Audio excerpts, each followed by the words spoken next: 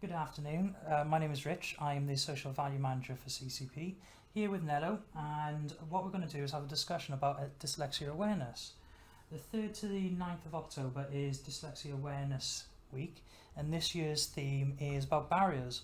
So both of us identify as having dyslexia, so we thought we'd have a bit of a chat about our experiences. So I'll start off, Nelo, if that's all right. Yeah. So for me, I was always quite embarrassed about my dyslexia when I was younger, so I would mask it, and it didn't occur to me or anybody until I was in high school that I had dyslexia. I was always deemed as the lazy child, and there was a pivotal moment in my life where my sister realised that I wasn't reading information, I had memorised it. So what I'd do is I'd go around members of the family and I'd get them to, especially with the reading homework, I'll get them to read a page of it each without knowing. So different pages, and I'd commit that to memory. My sister Claire, she twigged on what I was doing, and she's like, "Rich, you can't read, can you?" I was really embarrassed when I was younger. I was like, "No, I can't." She is the reason I can read now. So she's a little bit older than me, and she was involved in a support group to get people reading who had dyslexia, and really challenging getting taught by your older sister. But 6 months of hard graft, my reading age went from initially I was bearing in mind I was 14 years old at the time. I had a reading age of under 5 years old to 16 plus, and I learned different coping mechanisms. So I'm a visual person, so if you give me a page of information, then it'll jump over the page. But if you give me something I can scroll, I can draft, I can make maps of, I see things in pictures. What about yourself? What was your early experiences like? I just remembered I got in trouble once because I was writing letters the wrong way round, and my teachers thought I was, doing it on purpose. And I got in trouble and they told my mum. I remember just like crying all the way home. And but yeah, I remember that. I was going to say, you've done an interesting degree, which I'm so impressed about. Can you tell us a little bit about your degree? Yeah, so I did English literature and creative writing, BA, and then I did critical and creative writing, MA. How did you find that, doing a degree in English with dyslexia? That must have been a challenge. Well, I feel like it caught up to me, so no one really realised that I was struggling as much as I was. But when it came to uni, I had some housemates and they had dyslexia and they were talking about it, and I was like, wait, so that's not normal? So, yeah, and I realised I think I have it, and I got tested from uni. And then got some help. Yeah. See, one of the things I'm proud of as well is my academic achievements, because as I said, I hold 2 degrees, undergraduate and masters, and I remember before I realised I had dyslexia, one of my teachers, they had basically said that the best I can hope for in life is stacking shelves in Tesco's, because I was a lazy student. Yeah. And when they're like, you've got potential, but yeah. And that spurred me on, and I reflect, it's like these days there are skills I've got, things I'm good at, and skills I know I'm not good at. So bit of a creative mind, and the way I describe it to people is my brain is step 10. So in a meeting, and you could be talking about things like steps 1 or 2 in the process, because I see things visually and build links, my brain is already thinking about step 10 and where things can go. And I've learned to modulate it slightly and bring myself back down to everyone else's pace with it. But normally I've got something in my back pocket that I've been thinking about how things can develop. Quite a creative mind, I'd say. What about you? What do you think of your dyslexia now as an adult? What do I think of it? I think it's got in the way a lot, but also it's probably helped with other things too. It's hard to know though. I feel like just because we have dyslexia doesn't mean that we totally understand it ourselves either. So but yeah, I feel like I kind of know more about the struggles rather than how it helps me. Yeah. So it can be frustrating. Yeah, I agree. Frustration for me. I like to plan and prepare things, and when I get asked last minute to provide information without having that proper processing time in my brain, without formulating my pictures, my visual maps, Yeah. I do feel a little bit strained with it. Okay. But equally now, I think, and I was reading the other day about some of this, and this is generalising because every person's different.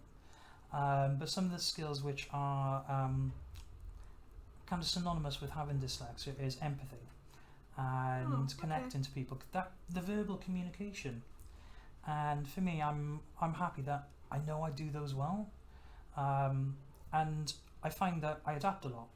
So as someone who used to do training, you would never find me writing on a dry whiteboard or on a chalkboard. Absolutely not. Only because no one would read my writing. I can barely read my writing half the time. Yeah, same. But I've adapted. So within the team I work in, I joke around that people use Google Translate or Google Spell. I don't have one of those. I have a Deborah Ryan. So Deborah, anything that I post on SharePoint, Deborah will do a quick grammar and spell check for me. And worked with her long enough that she knows how my brain thinks. Yeah. So she'll know what the message I'm trying to get across. So I don't need Google or a dictionary. I've got a Deborah Ryan. Mm-hmm. What do you use at the moment to help you? Do you use things like spell checks, dictionaries, things like that, or how do you cope with day to day? I Google things all the time if I'm unsure of things, but I don't know. I feel like I have adapted. Like I know which words that I generally get wrong, and I know which words can be spelt the same but mean two things, or vice versa and things like that. So I know what to check for. Mm-hmm. So people don't really see the behind the scenes of it. So when it comes out, it may look not so bad, or pretty good actually. I shouldn't say not so bad. Pretty good. I'll say pretty good. But that's after a lot of editing and a lot of effort on my part, and that's why it takes me so much longer to finish things. It generally just takes me longer to do things anyway, like everything in life. Do you find one of the things I found is if I'm tired, it takes a lot of focus for me to do written work. Yeah. I find that if I'm fatigued, if I'm tired, then my spelling goes completely out the window. Yeah. So the team I work in are phenomenal. They can tell if I'm tired. They're like, Rich, put it down for 5 minutes. You're rambling now. And I find that for me, I'm better in the morning. If there's anything meaty I need to work on, then in the morning is much better for me. But you're right. I think sometimes people who are, I think the term is neurotypical. So people who are neurotypical don't always have awareness of the amount of work is involved for us to process and communicate using written language sometimes. Yeah, and it's hard to know how long other people take, unless they're right beside you and you see how easy it is for them, and you're like, you really have to. I don't know. I feel like I really have to. Maybe, and this is a blessing and a curse, but I have to be really interested in what I'm doing in order to focus. I have to be passionate about it. Otherwise, it's just not going to happen. Like I can literally read a page and nothing will go in. Like I've not processed anything if I'm not interested. So. I mean, that leads me to do things that I am interested in, and therefore I'll be better at. But also in school, that's a problem because you're not going to like everything you're learning, and you have to. And just in life and anything you do, sometimes you have to do things that you're not that into. And if you don't, it causes a problem down the line. So. See, one of my fondest memories when I learned to read was the first book I ever read. So I went from, as I said, reading nothing to having the ability to read, and it's so underestimated being able to read a book. Yeah. And the first book, so I'm a bit of a science fiction fan. The first book I ever read without support, without having to spell out the words, was Arthur C. Clarke's 2010 Space Odyssey. I love that book to this day, and you're talking 25 years later. I still have that copy. The one which I had as a child. It took me a long time to read it. You're talking a good 2-3 months.